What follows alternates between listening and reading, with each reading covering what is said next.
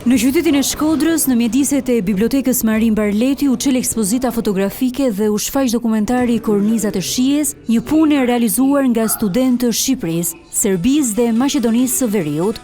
Të rinjt kanë dalë në terren për të dokumentuar tregjet lokale, kuzhinat familjare dhe recetat tradicionale të ruetura me kujdes ndër breza. Fantastic heritage in our countries is that Një nga pasuritë më të mëdha të vendeve tona është trashëgimia e përbashkët kulinare. Ne donim të kuptonim se si të rinjtë e shohin trashëgiminë e tyre, kuzhinën tradicionale dhe gjithçka që lidhet me të. Realizimi është gjithmonë një sfidë, sepse duhet të inkurajoheshin të rinjtë të kërkonin dhe të takonin të moshuarit, të cilët mbartin njohuri dhe trashëgimi të çmuar, që mund të konsiderohet një trashëgimi e përbashkët e Ballkanit.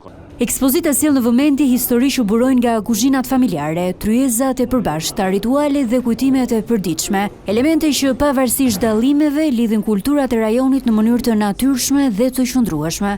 Kjo ishte në thelb ideja kryesore, të lidheshin këto vende dhe të punohej për pajtimin ashtu siç e shpreh dhe vetë projekti. Të gjithë pajtohemi se Ballkani duhet të bashkohet dhe të bashkëpunojë përmes projekteve të tilla. Përmes ushqimit ne donim të përcjellnim një mesazh më të thellë, se kemi më shumë gjëra të përbashkëta se sa dallime. Në këtë ekspozitë në fakt shihet pjesa e traditës, ai ndërveprimi mes kulturave tona, normalisht që është fokusi është tek kulinaria, por edhe marrëdhëniet mes shteteve. Maqedonia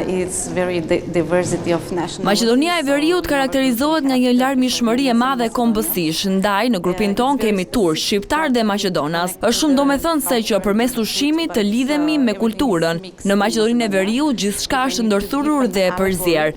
Puna 4 mujore rreth 40 rinjve ka dokumentuar jetën e përditshme përmes fotografisë dhe filmit, duke ndërtuar një mozaik kulturor mbi ushqimin, kujtesën dhe traditën në Ballkan.